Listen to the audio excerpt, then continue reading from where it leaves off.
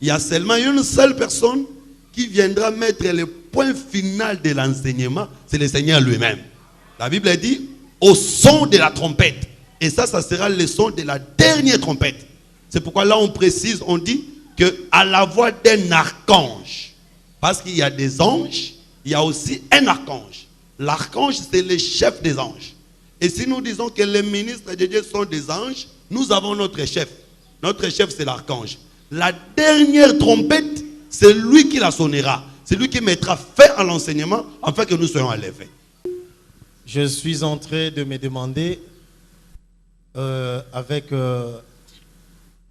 1 heure du temps, si l'expert sera en mesure de nous dire exactement en profondeur, en large. Parce qu'ici, on a besoin, je crois que nous devons quand même clore avec la pensée de l'Apocalypse de cette édition. Ça, c'est la deuxième édition dans cette année ici, 2018. Nous avons parlé l'année passée, 2017, Apocalypse. Ça, c'est l'Apocalypse suite. Alors, nous sommes en train de nous poser la question, comment est-ce que les choses vont évoluer avec l'Apocalypse? Parce que lui clôture nécessairement aujourd'hui la montée des gens vers les trônes. Et le deuxième point, c'est la différence entre les trônes de Dieu et les trônes de Satan. Et puis, le troisième, c'est la divinité de Jésus-Christ. Là, nous allons vraiment demander à notre expert de faire un travail des professionnels, des experts. Et puis de deux, pour la deuxième demande, c'est votre patience. Parce que nous clôturons aujourd'hui, nous allons vous demander de rester avec nous jusqu'à la fin.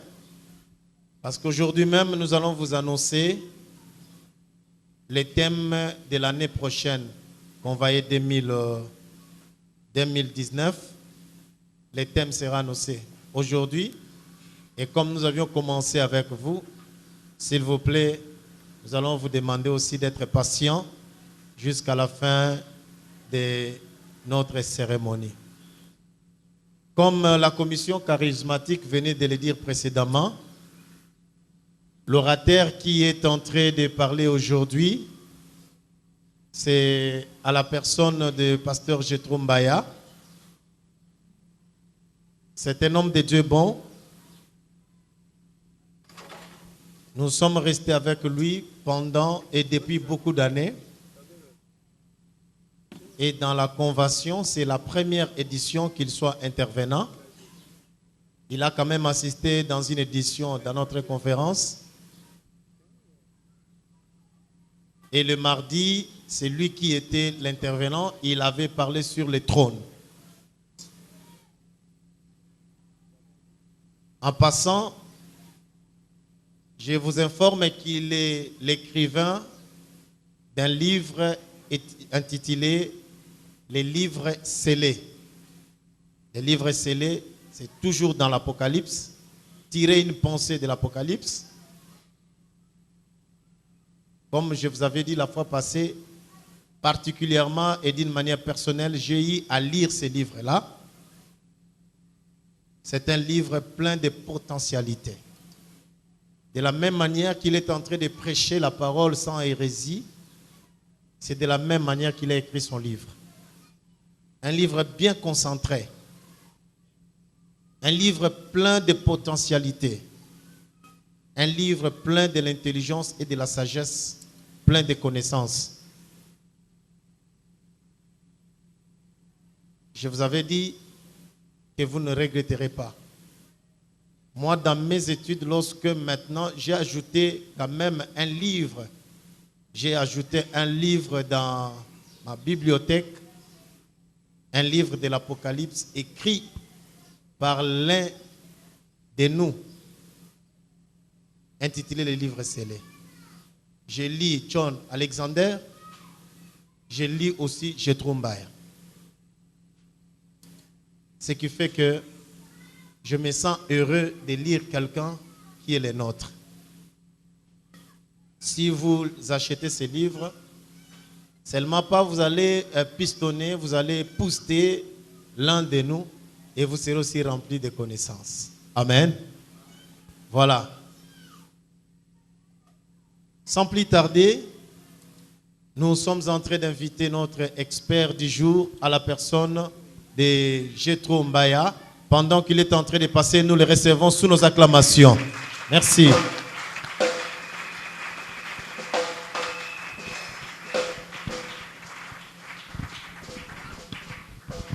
Merci beaucoup, que le Seigneur vous bénisse. Je remercie notre Dieu pour la grâce qu'il nous a accordée, afin que nous puissions aujourd'hui arriver à la séance de clôture de cette grande conférence. Je remercie aussi les bureaux ainsi que les présidents pour la confiance qui m'a été une fois de plus accordée, afin de parler encore dans ces assises. Je sais que c'est une grande responsabilité qu'on me donne de clôturer une si grande conférence. Parce que nous savons qu'il est écrit que mieux vaut la fin d'une chose que son commencement. Nous avons bien commencé, nous avons bien cheminé, mais nous devons aussi très bien atterrir. Sinon, ça ne sera pas intéressant. Et je prie le Seigneur qu'il nous donne la capacité d'être une bénédiction pour quelqu'un ce soir. Que mon Dieu vous bénisse. Est-ce que nous sommes dans la joie d'être là? Est-ce que nous pouvons acclamer juste pour la gloire de notre Dieu? Est-ce que nous pouvons exprimer notre joie? Le Seigneur nous a aidés. Le Seigneur nous a assistés. Le Seigneur nous a donné la victoire. Parce que c'est une victoire. Commencer un dimanche, terminer un autre dimanche. Que la gloire soit rendue à notre Dieu. Merci beaucoup. Nous continuons et nous allons essayer de conclure par rapport à ces assises sur ce qui concerne le livre d'Apocalypse chapitre 4. Le chapitre 4 du livre d'Apocalypse. Nous savons qu'à chaque fois que nous prêchons, nous ne mettons jamais un point à l'enseignement, nous mettons toujours un point virgule. Quoique même dans cette conférence, nous disons que nous avons mis un point pour ce qui concerne Apocalypse, mais vous remarquerez que même quand nous reviendrons l'année prochaine, nous allons toujours, d'une manière ou d'une autre, passer par Apocalypse. Parce que la Bible, c'est un tout. Quand on prêche Genèse, il y a Apocalypse dans Genèse. Quand on prêche Exode, il y a Genèse dans Exode. Quand on prêche la Bible, c'est un tout. Donc, nous ne mettons pas un point final, nous mettons un point virgule. Puisque l'enseignement continue. Il y a seulement une seule personne qui viendra mettre le point final de l'enseignement, c'est le Seigneur lui-même. La Bible dit au son de la trompette. Et ça sera le son de la dernière trompette. C'est pourquoi là on précise, on dit que à la voix d'un archange. Parce qu'il y a des anges, il y a aussi un archange. L'archange, c'est le chef des anges. Et si nous disons que les ministres de Dieu sont des anges, nous avons notre chef. Notre chef, c'est l'archange. La dernière trompette, c'est lui qui la sonnera. C'est lui qui mettra fin à l'enseignement afin que nous soyons enlevés. Donc l'enseignement continue et je crois que Convoyer continue aussi sa mission. Alors nous étions en train de parler les mardis sur le livre d'Apocalypse dans le chapitre 4. Nous allons faire la lecture rapidement et puis aborder notre sous-thème. Après cela, j'ai regardé et voici une porte ouverte dans les ciels. La première voix que j'avais entendue, comme le son d'une trompette, qui me parlait, dit, monte ici, je te ferai voir ce qui doit arriver dans la suite. Aussitôt je fus saisi par l'Esprit, et voici il y avait un trône dans les ciels. Et sur ce trône, quelqu'un qui était assis. Celui qui était assis avait l'aspect d'une pierre de jaspe et de sardoine, et le trône était environné d'un arc-en-ciel semblable à de l'émeraude. Nous avons dit ici, Jean, comme prophète, puisque nous sommes dans l'Apocalypse, nous ne pouvons pas considérer Jean comme une personne physique, mais nous devons considérer les différents mouvements des gens comme des enseignements. Bien-aimé, j'aimerais soulever un point important avant d'entrer dans la profondeur de mon message. Apocalypse, comme je l'avais dit, veut dire révélation. Est-ce que cela veut dire que le livre d'Apocalypse est facile à comprendre? Le livre d'Apocalypse est à comprendre noir sur blanc? J'ai dit non. Pourquoi? Prenez Apocalypse chapitre 1, verset 20. Dieu lui-même, le Seigneur qui parlait à Jean, il lui dit, les mystères de cette étoile que tu as vu, les 7 étoiles sont les 7 anges.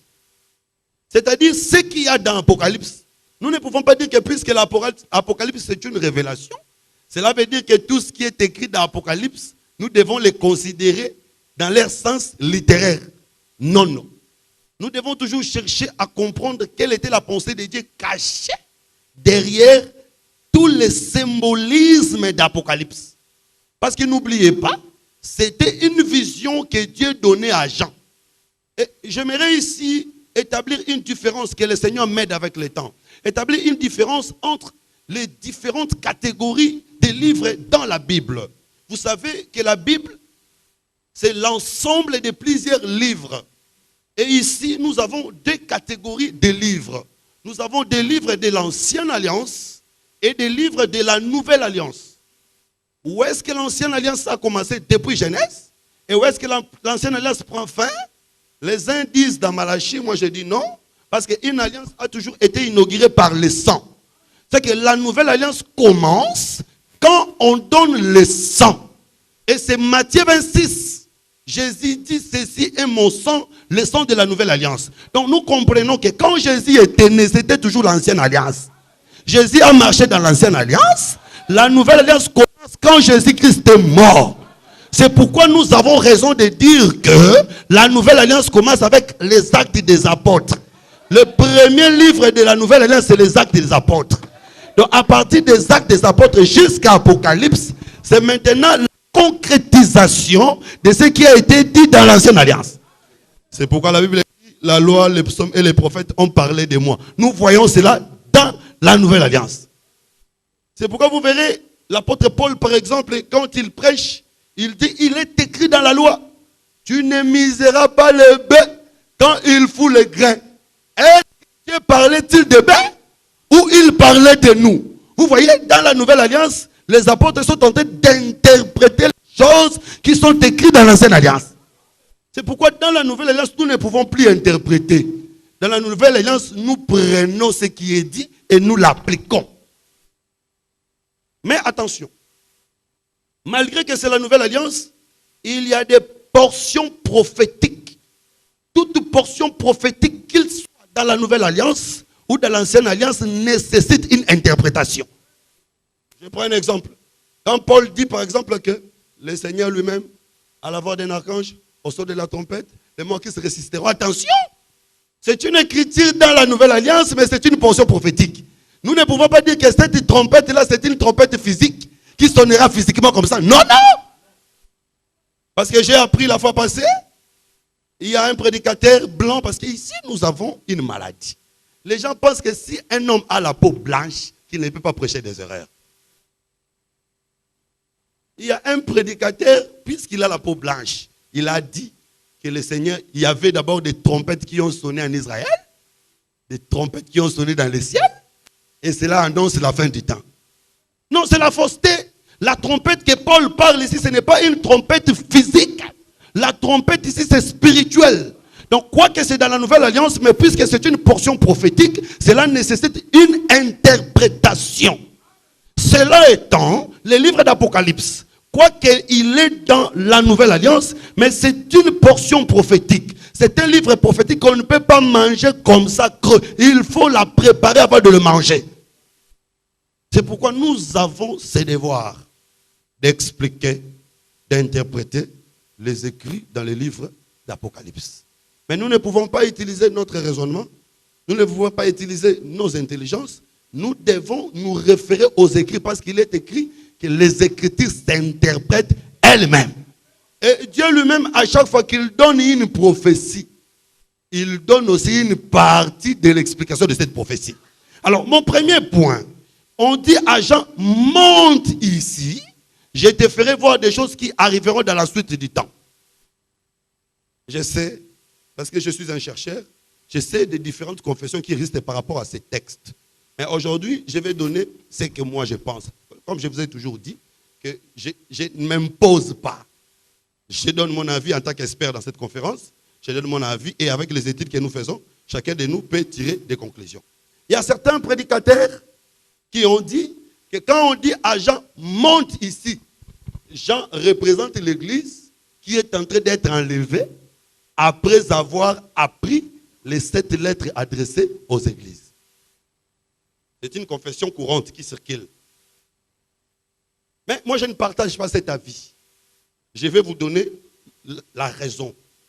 On dit à Jean, monte ici. Certes, on dit à Jean, monte quand?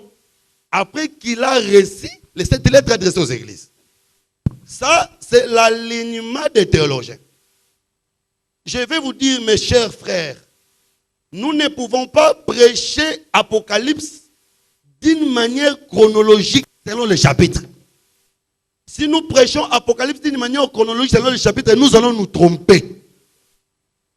Remarquez, Apocalypse 10, un ange puissant descend. Il met un pied dans l'eau et sur la terre. Il crie et les 7 tonnerres se font entendre. Il dit bientôt, les mystères de Dieu seront accomplis. C'est un temps, c'est un événement. Apocalypse 11, on nous parle sur le ministère de Dézouin. Apocalypse 12, on nous parle sur la femme enveloppée du soleil. La femme enveloppée du soleil, quoi qu'il y a aussi des confessions, ou plusieurs confessions, mais nous disons nous tous que c'est l'image de l'église, qui n'est pas un peuple terrestre, mais qui est un peuple céleste, qui est enveloppé de son époux qui est le soleil. Directement, nous comprenons qu'Apocalypse 12, c'est le temps de l'église. Il y a l'église qui est au ciel. Quand l'enfant sera enlevé, la femme ira dans le désert. C'est ça maintenant la grâce qui rentre en Israël. Mais ce qu'on nous parle dans Apocalypse 10 ne s'accomplirait pas avant Apocalypse 12. Parce que l'ange puissant ne viendra pas si l'enlèvement n'est pas encore intervenu. Mais quand les théologiens sont en train de classer les chapitres, ils ont placé 10 avant 12. Alors si vous prenez des choses d'une manière littéraire, vous allez échouer. Que le Seigneur vous bénisse. Et d'ailleurs, on parle sur le ministère de la bête dans Apocalypse chapitre 13, dans sa première partie. On parle sur le ministère de la bête. La bête qui monte, qui va régner, qui va donner la marque de la bête et tout et tout. Mais on parle sur le ministère des 2 témoins dans Apocalypse 11. Mais lisez la fin d'Apocalypse 11, vous allez voir qu'il y a des événements qui s'accompliront après, mais qui est placé dans 11. Donc nous ne pouvons pas prendre les livres d'Apocalypse d'une manière chronologique. C'est pourquoi. Ce n'est pas puisque on parle de cette lettre adressée aux églises dans le chapitre 3 que la montée des gens du chapitre 4 veut dire enlèvement. Non. Pourquoi? D'abord, pourquoi on fait monter Jean? On fait monter Jean pour lui montrer des choses qui arriveront dans la suite du temps pour que Jean vienne prêcher. Est-ce que nous serons enlevés pour aller apprendre des choses et puis venir prêcher? Non. Directement, nous comprenons que l'effet d'Apocalypse 4 ici, ce n'est pas l'enlèvement. En plus, comment Jean pouvait venir prêcher cette lettre adressée aux églises s'il n'est pas encore monté? Parce qu'un ministre, avant de prêcher, il doit d'abord monter. C'est-à-dire que nous comprenons ici que si nous suivons l'alignement chronologique des théologiens, nous allons nous tromper. C'est qu'en réalité, le chapitre 4 d'Apocalypse les événements du chapitre 4 interviennent avant les événements du chapitre 3.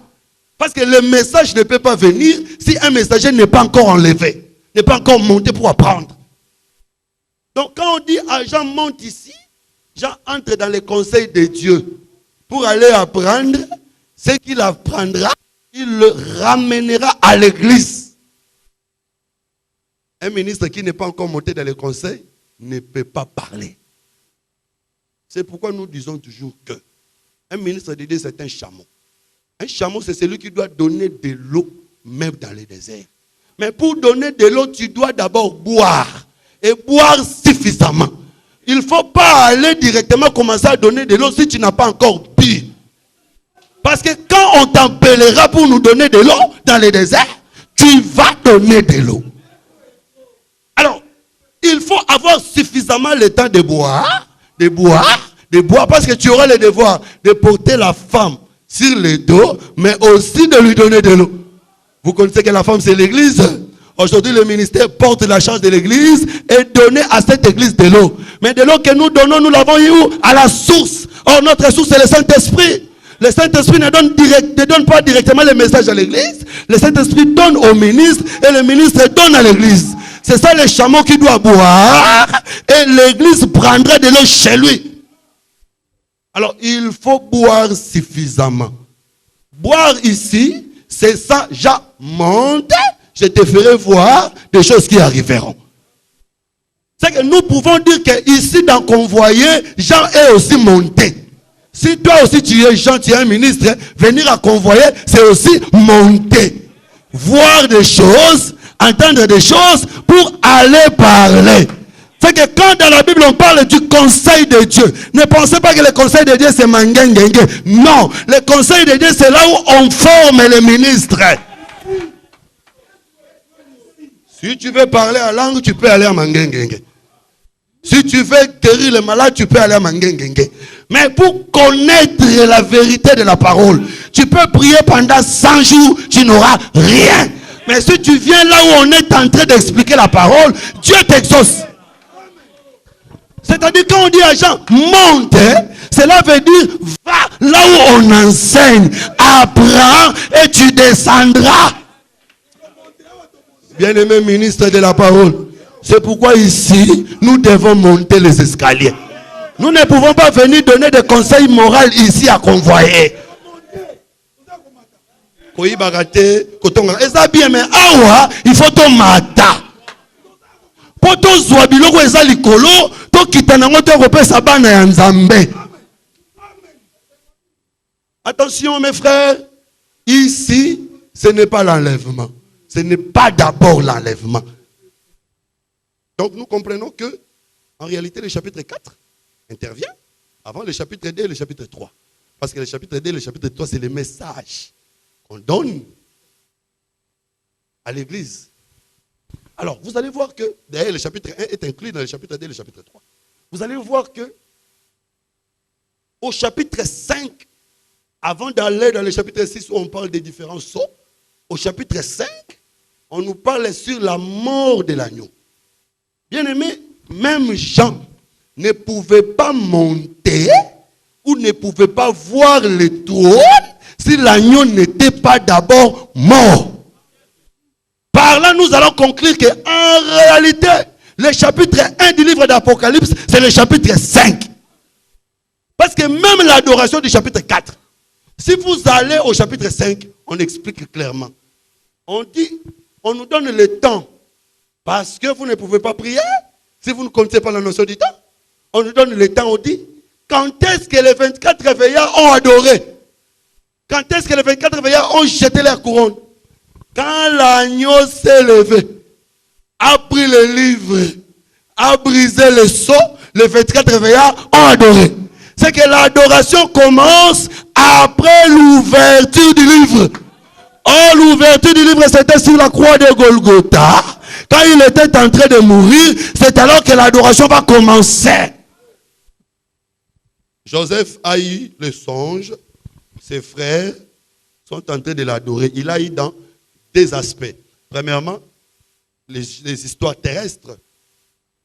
Parce que Joseph, toute sa vie, il n'a rêvé que 2 fois. Ça, c'est ce que ma Bible me dit. Le premier rêve, il a vu les gerbes de la terre, machin, en train de l'adorer. Ses frères ont interprété. La deuxième fois, il voit les étoiles, la lune et le soleil. Son père interprète. Mais cette adoration ne peut pas s'accomplir si Joseph n'est pas encore mort. Avant que ses frères l'adorent, et que les Égyptiens aussi l'adorent, il doit d'abord mourir. Parce que nous disons que Joseph entra dans le puits. C'était la mort, en sortant c'était la résurrection. C'est pourquoi il doit aller recevoir l'adoration. Donc on ne pouvait pas adorer l'agneau s'il n'est pas encore mort. Donc nous disons que Apocalypse 5, c'est le début de toutes les choses. Parce que c'est quand l'agneau est mort, ressuscité, qu'il prend maintenant les captifs. Il monte avec eux. C'est ça, Jean monte ici. Cet événement s'accomplit après la mort et la résurrection. C'est pourquoi, quand il meurt, d'ailleurs je vais donner un élément. Vous allez lire à la maison, moi je vais courir derrière le temps. Nous prenons Ésaïe chapitre 6, verset 1er. Ici, je vais directement entrer dans le deuxième sous-point, la différence entre le trône de Dieu et le trône de Satan. La Bible dit ceci, le prophète Ésaïe, j'aime beaucoup le prophète Ésaïe, parce que c'est un prophète qui a prophétisé après le schisme d'Israël. Le prophète Ésaïe a prophétisé après le schisme d'Israël. Il prophétise plus sur le royaume de Juda.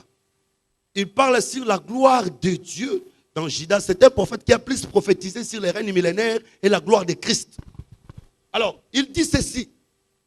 L'année de la mort du roi Osias, je vis l'Éternel assis sur un trône élevé. Le trône de Dieu, c'est un trône élevé. C'est différent du trône de Satan. Parce qu'à l'église de Pergame, on dit à l'église de Pergame, je sais là où tu es, là aussi se trouve le trône de Satan. Ah, donc le trône de Satan, c'est à Pergame. Mais le trône de Dieu, c'est un trône élevé. J'avais suivi un homme de Dieu qui prêchait un jour à la télé. Il a dit, le trône de Satan, c'est à Pergame. Aujourd'hui, Pergame, ce sont des quartiers comme des Matongé, des quartiers comme des Bandal. Il y a beaucoup d'ambiance. Non, non. Le trône de Satan, c'est toute la terre. Toute la terre. D'ailleurs, Satan avait dit au Seigneur, regardez tout le royaume de la terre. Même le Congo. Attention. Même le Congo. Tout. C'est entre ses mains. Il m'a été donné. Le royaume de la terre lui a été donné. Il faut aussi poser la question. Parce qu'il n'a pas dit qui lui avait donné. Il n'a pas dit quand on lui avait donné. Mais avec l'œil prophétique, nous pouvons comprendre qui lui avait donné ça. Parce que c'était un salaire par rapport à un travail qu'il avait accompli.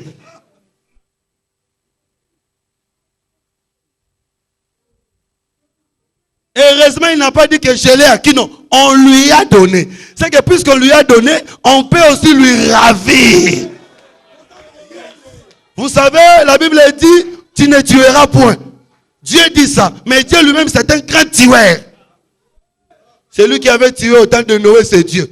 Celui qui avait tué au temps de l'autre, c'est Dieu. Celui qui avait tué Moïse, c'est Dieu. Celui qui avait tué Aaron, c'est Dieu. Celui qui avait tué Jésus, c'est Dieu. Mais à toi, il te dit, tu ne tueras pas. Vous savez pourquoi? Parce que lui, s'il tue, il peut donner la vie. Mais soit tu tues, tu ne sauras plus donner la vie. Donc je crois le Seigneur, s'il blesse, il peut bander les plaies. C'est pourquoi avant d'avancer, j'aimerais dire à quelqu'un qui se sent blessé, qui se sent choqué par l'œuvre de Dieu, le Seigneur te consolera. Il y a des gens qui ont donné de l'argent dans les églises, ils sont restés pauvres. Jusqu'à aujourd'hui, on se moque d'eux. Ne fais pas attention à ça. Celui qui t'a tué, il te donnera la vie. Celui qui avait tué son fils sur la croix de Golgotha, 3 jours après, il a ressuscité. C'est pourquoi je crois aussi, s'il permet que la mort entre chez toi, il te consolera. Que le Seigneur Jésus-Christ vous bénisse. Que le Seigneur Jésus-Christ vous bénisse. Que Jésus vous bénisse. Donc nous comprenons ici que puisqu'on lui a donné, c'est lui qui lui a donné, peut aussi ravir. Mais on lui avait donné où? Au commencement, quand il a séduit l'homme. Moi je crois que le serpent d'Éden n'est pas Dieu, c'est Satan. Mais qui lui avait envoyé? Dieu. Oui.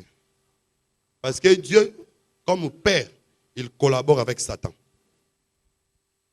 C'est pourquoi il doit venir comme fils pour détruire les œuvres. Il est bien écrit que le Fils de Dieu est apparu pour détruire détruit les œuvres de Satan. Mais quand il était père, il n'a jamais détruit les œuvres de Satan. C'est pourquoi on ne peut pas chasser les démons au nom de Jéhovah. Il ne partira pas. Parce que Jéhovah collabore avec Satan. Pour chasser les démons, il faut chasser au nom de Jésus. Mais je suis dans les Écritures, non? C'est pourquoi il ne faut pas dire que la présence de Dieu, c'est l'absence totale de Satan. Mensonge. Dieu était avec ses anges. Le diable est passé. Ce n'est pas le diable qui a appelé Dieu. Dieu a appelé Satan. Satan, viens. Viens. Oh, tu vois. Il dit, je viens de parcourir la terre. Attention avec parcourir. Le verbe parcourir, c'est pourquoi il ne faut pas expliquer la Bible avec le dictionnaire français, vous allez échouer. Parce que il y a certains mots qui n'ont pas la même signification dans les dictionnaires que dans la Bible. Je prends l'exemple du mot vérité. Dans la Bible, la vérité, c'est la grâce. La loi a été donnée par Moïse, la grâce et la vérité par Jésus. C'est que tout ce qui est dans la loi n'est pas la vérité. C'est pourquoi, quand vous allez expliquer la vérité selon le monde, vous n'allez pas vous raccorder avec ce que la pensée de la Bible. Parcourir selon la Bible, c'est dominer. C'est que quand Satan dit que je viens de parcourir la terre, il est en train de dominer la terre. C'est ça le trône de Satan qui est sur la terre. Le Seigneur l'appelle. Il vient. Il y a un musicien qui avait dit il ne collaborera pas avec un autre musicien. Maintenant Satan va au solo. Quand moi pas témoin de Jéhovah. Témoin de Jéhovah va dans la Bible. Pour ça maintenant Satan va solo. Donc il faut des gens dans le solo. On a pour et je regrette que ça peut débat dans pasteur Moroboye. Et puis bien aimé, quand ça la pasteur ils a comboté, ils a couillé par marambo nzam. Yo pasteur kolo Bible, osa débat na muto atanga la Bible, ale kayo. Yo mukolo ndaku. Que le Seigneur vous bénisse. Que le Seigneur vous bénisse. Convoyez en goyo. Ba niveau nyonso yaka. Barchi, banani, nabiso batu normal to yaka. Que le Seigneur Jésus-Christ vous bénisse. Donc quand il vient, Dieu collabore calmement avec Satan. Tu as vu Job? Oui, je lui ai vu. Fidèle. Bon, va, touche. À partir de cette écriture, nous pouvons aussi comprendre qui avait envoyé Satan venir tenter Adam. À partir de cette écriture. Parce que Job, c'est aussi un autre Adam. C'est pourquoi quand on tente Job, la Bible dit Job va s'asseoir dans la poussière. Textuellement comme Adam, après sa chute, il est aussi allé dans la poussière. Et chez Adam, le serpent ne viendra pas directement chez l'homme, il passe par la femme. De même aussi chez Job, il ne viendra pas par l'esprit, il passe par la chair. Donc nous comprenons que c'est le même tactique. Alors quand il fait sa mission, on lui donne la récompense. Quelle était sa réponse? Tu mangeras la poussière de la terre. Manger dans la Bible veut dire dominer. Mais attention, malgré qu'on lui donne la poussière de la terre, il y a un peuple de Dieu qui est sur la terre. Satan, son trône, c'est sur la terre, mais il y a une ville que Satan ne peut pas contrôler. C'est ça l'objet de ma prédication aujourd'hui, mes frères. Nous sommes dans une terre contrôlée par le diable. C'est comme Israël en Égypte. Goshen n'était pas sous la direction de Pharaon. Goshen, c'était une ville éclairée malgré c'était l'Égypte. Malgré que le diable est en train de parcourir la terre, il y a quelqu'un qui sera différent des autres. C'est pourquoi nous avons besoin d'un groupe de gens. Nous avons besoin d'une église qui sera différente des autres. Nous avons besoin d'un groupe de jeunes qui seront différents des autres. Je vais ici parler à ma génération. Parce que nous avons confié à ma génération paysan mouébélé. Je vous dis la vérité.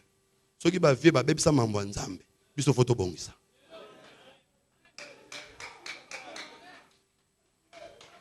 Natangu nyonso ezaka na batu o nzamba zwaka na nzela na bango mambo ebonga. Évitons des choses qui ne glorifient pas Dieu. Ce qui Satan a régné dans mokili, a régné dans biso. S'il y a des divisions, il y a la haine, d'accord, des conflits inutiles. On même là pasteur, on a pasteur, on a été. Bah ouais la nini. Bah ouais la nini. Bah ouais la nini. Bah vieux boza, boli misanga, bah ouais la ka nini. Oso bah ouais la bandimi, tous arabatu na binote. Biso arabatu a Yesu. Bon, so peut toya ka toya la rabinote. Toya pour le royoka matéria. Bon, Yesu amoko. Boko wela Yesu na nan. Ozotala wapi? Hein? Que le Seigneur Jésus-Christ vous bénisse. C'est pourquoi nous n'allons pas nous entretuer. Si on a vu que ndeko na tia ka prophétie bien, on a besoin de prophétie na lukaye. Ndeko azana don songolo, on a besoin de lukaye parce que l'intérêt c'est Christ.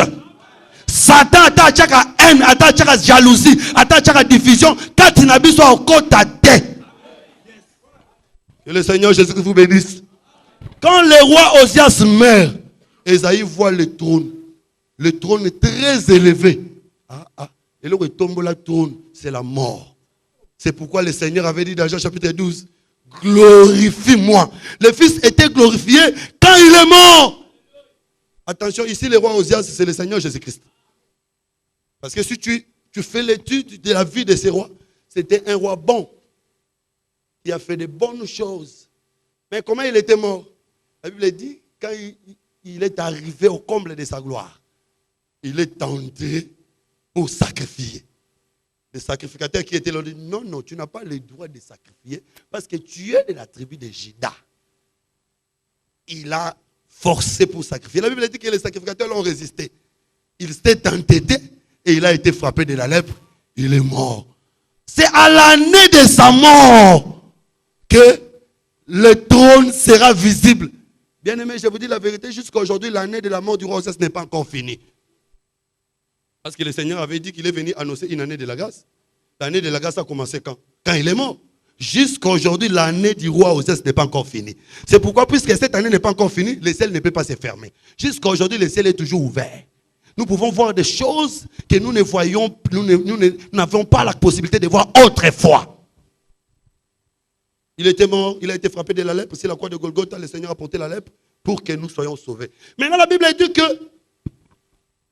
le trône était élevé, mais les pans de la robe remplissaient le temple.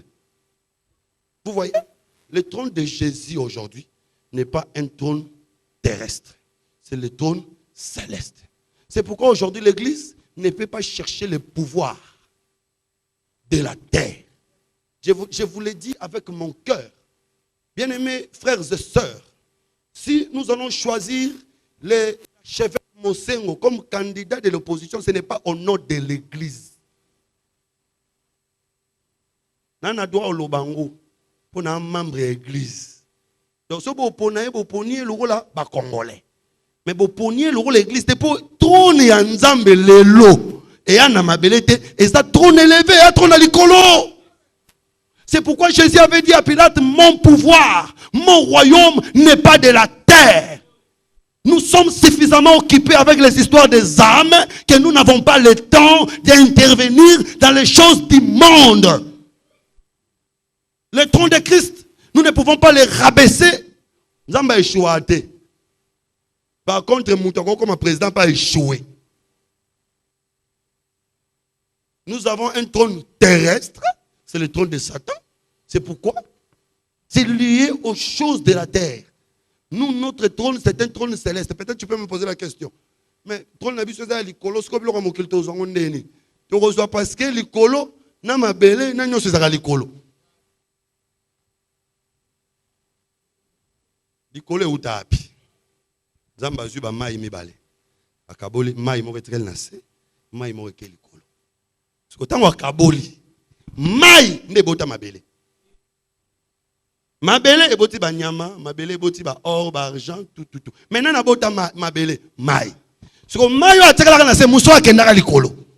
C'est que o akendaka likolo, azape capable wa bota mabele, ya bota pe ba nyama, ya bota tout asa capable. C'est-à-dire nous si nous voulons être bénis, nous serons bénis au ciel et non sur la terre. J'ai une écriture qui m'appuie. On vient chercher à tuer le prophète Élisée parce qu'il y avait une crise financière au pays. Quand le prophète Élisée vient, il dit demain, à la même heure, le prophète prophétise et réellement l'économie avait changé. Cette situation ne provenait pas de la terre mais du ciel. Il faut croire que Dieu est capable de te bénir. Il faut le croire avec ton cœur. Même si tu vis dans une pauvreté intense, crois que le ciel est capable de changer ma situation. Moi, je crois comme ça. C'est pourquoi je ne marche pas au taux du jour. Même si le dollar ne fait que flamber, moi, je crois que pour moi, c'est possible que mes enfants étudient dans de bonnes écoles. Même si j'ai une petite église, je crois que le Seigneur peut utiliser 10 âmes pour me nourrir plus que 100 âmes chez les autres. Que le Seigneur Jésus-Christ vous bénisse. Qu'est-ce qui se passe? Le trône est au ciel. Mais dans les temples, qu'est-ce qu'il y a? Dans les temples, il y a le pan de la robe. Alors nous comprenons qu'aujourd'hui, notre Dieu est au ciel. Et dans les lieux élevés. Mais qu'est-ce qu'il a laissé dans les temples? Le pan de sa robe. Parce que les temples ici, c'est sur la terre. Il laisse le pan de sa robe. Attention, c'est pourquoi j'ai dit que nous ne pouvons pas comprendre les Écritures d'une manière littéraire. Parce que si nous expliquons les temples, bon, tout le monde le temple, et ça, nous avons armée de Jésus-Christ, temple en haut. Wapi robe. Bien aimé, sans l'interprétation, côté à tête, au kima. Au comme la place, on peut écrire, zoya en hauteur au kimi. Au rosané, l'eau lobati. Temple en haut, Luka robe. Ici, nous devons chercher. Le temple, c'est quoi? La robe, c'est quoi? Je n'ai pas assez de temps. Si vous allez dans l'habillement des sacrificateurs, il y avait la tunique, il y avait aussi la robe. La tunique, c'était pour des sacrificateurs. La robe, c'était pour les souverains sacrificateurs. Et Moïse dit que cette robe, c'est pour montrer sa dignité. C'est que la robe, c'est la gloire. C'est pourquoi quand vous allez dans Apocalypse chapitre 1, le Jésus qui vient, c'est un Jésus qui a porté une longue robe. C'est pour dire que c'est un Jésus qui est venu dans la gloire. Lisez la Bible. Quand il était venu dans sa première venue, il ne portait pas la robe, il portait la tunique. La tunique, c'est l'humiliation. La robe, c'est l'élévation. C'est pour dire que quand Dieu prend sa robe, il laisse tomber dans le temple. Le temple ici, ce n'est pas une maison physique. Le temple, c'est l'église. La robe qui est dans l'église aujourd'hui, c'est la gloire de Dieu. Malgré que le trône n'est pas sur la terre, mais nous pouvons voir, nous pouvons contempler la gloire sur la terre. En attendant que nous allions palper du doigt le trône. C'est que la robe ici, c'est le miroir qui nous montre comment est-ce que le trône sera. Parce que l'apôtre Paul dit, aujourd'hui nous voyons comme un moyen d'un miroir. C'est comme Rebecca, avant d'arriver au champ pour rencontrer Isaac. Rebecca connaissait Isaac, mais par les miroirs. Vous savez, les miroirs, c'était l'enseignement du serviteur le plus ancien. Donc l'enseignement, c'est le miroir qui nous décrit comment est notre Dieu. Nous écoutons, nous écoutons. C'est que c'est la robe. Bien aimé, l'église de Dieu doit être une église glorieuse. Nous devons chercher la gloire de Dieu dans l'église. Le miracle, la puissance, nous ne pouvons pas l'exclure. Parce que malgré que le trône n'est pas là, mais la robe est là. C'est pourquoi même si nous disons que les hommes de Dieu ne peuvent pas s'engager à la politique active, nous ne pouvons pas interdire les fidèles de faire la politique. Nous n'avons aucune écriture qui les interdit. C'est un travail. Nous avons besoin que nos frères deviennent des députés. Nous avons besoin que nos frères deviennent des ministres. Nous avons besoin que nos frères qui s'occupent des fonctions. Ça dépend de l'élévation que le Seigneur accordera à chacun de nous. N'ayez pas peur. Comme on attend 666 cités. Pourtant, comme on attend, on a des moutons qui ont été 100 yango. Mais les lots, 100 yango, on peut au sombre, on peut au teka. Et nous avons que Sangouya Satana, on peut un millionnaire. Bambon, on se le laisse à Bambon à Satana. Satana peut s'ambon, on ne peut pas s'ambon. Que le Seigneur vous bénisse. Parce que j'étais en train de dire que malgré que Satan parcourt la terre, et ça n'a n'ambou. Oh, Satana aussi mbatté. Attendez, je vais vous donner une écriture. Aujourd'hui, Ézéchiel, chapitre 28, verset 10. Je vais les lire parce que on a rapidement ensemble la grâce avec les temps. Ézéchiel 28, on commence avec le verset 13. On parle de Satan. D'ailleurs, il faut faire attention. Dans la Bible, il y a un pays. Il faut qu'il y ait la prophétie contre les rois de Tyr. On a interpellé parce qu'il y a un débat ouvert sur la prophétie liée au Congo. C'est un débat ouvert. Non, c'est la conclusion, parce que c'est un débat ouvert. Mais on dit, roi de Tyr. Si on sort le roi de Tyr, on va le Satan. C'est que si on a Tyr, on va Tyr. Et ça, pendant Tyr, on a un empire Tyr au Kouya. Tyr, on a expliquer quelque chose. Elle on a ce Égypte dans la Bible. Il y a solo penza, Égypte, c'est l'Afrique. Attention! Sur le monde Apocalypse 11, on dit que les besoins dans Égypte, dans Sodome, et c'est qu'après colon na bango akufa. Est-ce que colon akufa en Égypte? C'est que Égypte, Égypte n'est pas considéré la carte d'Afrique. D'abord, carte d'Afrique, nous avons même ça la montée. Carte à Congo, Belge. Nous sommes américains. Nous sommes akunati. On a pas mbola biso. Moi ndo sana kingasani, nous sommes imamba kingasani. Et au ponga na bonga fona bando konfana kana Gombe. Yo kasi nzambe mutakata kingasani na Gombe. Batunde moto ba yango mona ke mutu musoka ntake. Po ya pamboma, il faut que kana Gombe mais nzambe a mono ka membre église. C'est ka tala kingasani na ko pambolo kaka. Atana Gombe ba ko pambolo kaka. Quand nous entrons dans la pensée des hommes, nous nous embryons. Alors ici on parle du roi de Tyr. Allons c'est ce qu'on dit sur le roi de Tyr. Tu étais en Éden. Roi de Tyr, comme en Éden. Tu étais en Éden, le jardin de Dieu. Nous comprenons directement qu'ici, il s'agit de Satan. Tu étais en Éden, le jardin de Dieu. Tu étais couvert de toute espèce de pierres précieuses. Attention. Fabi, toute espèce de pierres précieuses. Autant. Première, sardoine.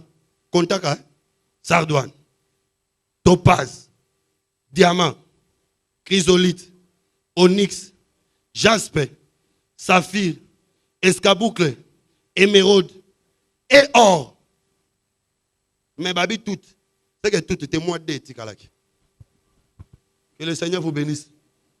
Les pierres précieuses ici étaient en train de préfigurer les anges que le diable va entraîner dans sa rébellion.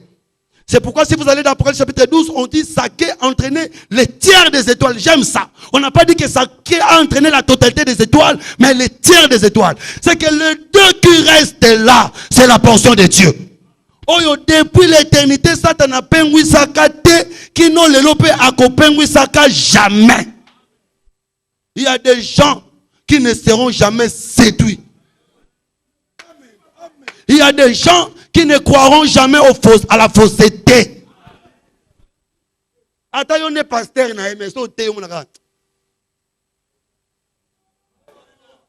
ça, c'est la race. Il y a Josaphat.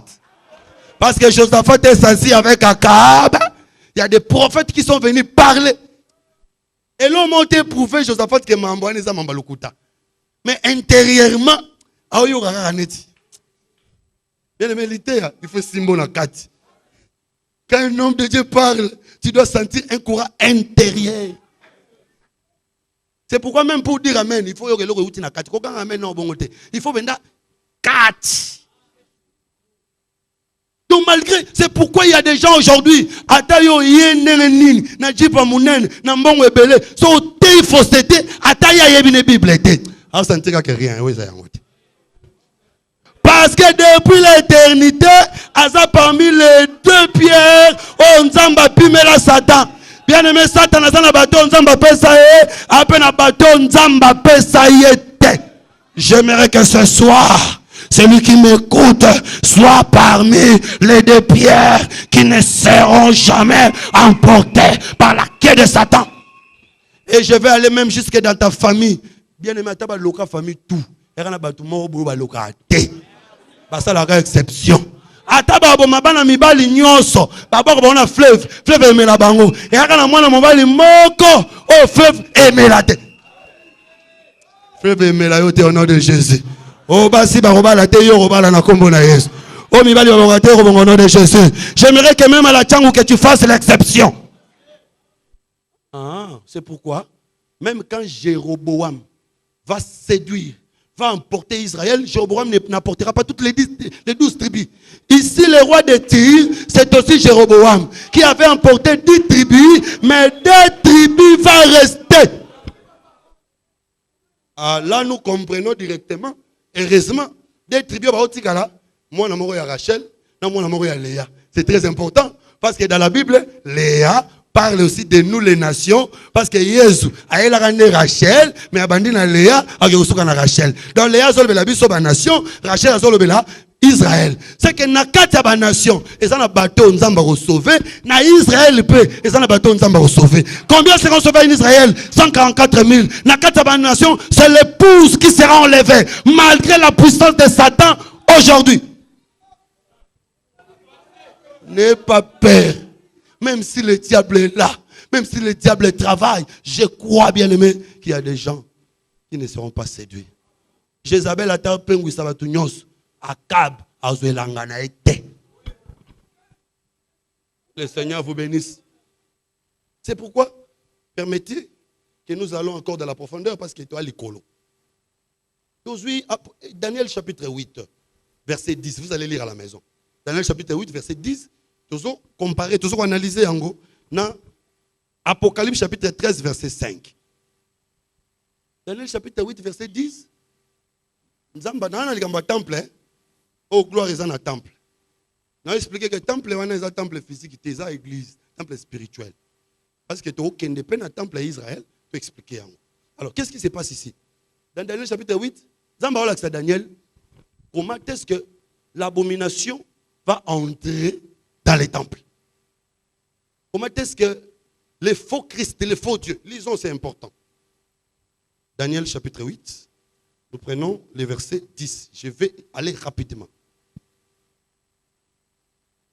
Elle s'élèvera jusqu'à la main des cieux. Elle fit tomber à terre une partie de cette armée et des étoiles. Ici, on parle du diable. Elle les foula. Elle s'éleva jusqu'au chef de l'armée et enleva les sacrifices et renversa les lieux de son sanctuaire. L'armée fut livrée avec les sacrifices perpétuels à cause du péché. La corne jeta la vérité par terre et réussit dans ses entreprises. J'entendis par un saint et un autre saint dit à celui qui parlait, pendant combien de temps s'accomplirait la vision sur les sacrifices perpétuels et sur le péché du dévastateur? Jusqu'à quand le sanctuaire et l'armée seront-ils foulés? Il me dit, 2300 soirs et matins, puis le sanctuaire sera purifié. Ici, on nous montre le devoir ou le travail de l'ennemi. Le travail de l'ennemi, c'est quoi? C'est jeter la vérité par terre. Il y a une facilité. Il y a la Bible, mais il y a facilement à changer. Il fait le travail de la corne. Il jette la vérité par terre. Mais on nous montre, on dit quoi? La vérité sera jetée par terre pendant 2300 soirs et matins. Puis le temple sera purifié. J'insiste, le temple dont on parle ici, ce n'est pas le temple physique. Je vais arriver. Le temple ici, c'est le peuple. Maintenant, 2300 soirs et matin, et ça 2300 jours, parce que tu vas faire Pereira. Babi, 2300 soirs et matin. Et ça, là, combien de jours? Hein? Pardon? Pour être divisé par deux. Ah, au moins, on a un piège. 1260. 2000, dans la Bible, 2300 soirs et matin. Et ça, combien de jours? Hein?